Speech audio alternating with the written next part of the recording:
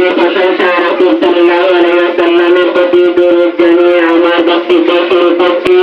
আমার বক্তব্যের বিষয় হচ্ছে যাকাত। হিসাব পরিমাণ মালের মালিকের জন্য বছরে হিসাব করে যাকাত প্রদান করা অবশ্যই। সমাজের 40 ভাগের 1 ভাগ আল্লাহর রাস্তায় দান করাকে যাকাত বলে।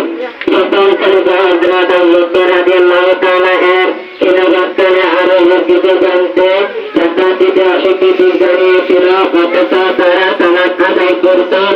খলিফা তাদের বিরুদ্ধে যুদ্ধ ঘোষণা করেছিল,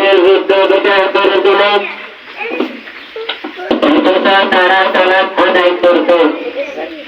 অতএব আমি আমার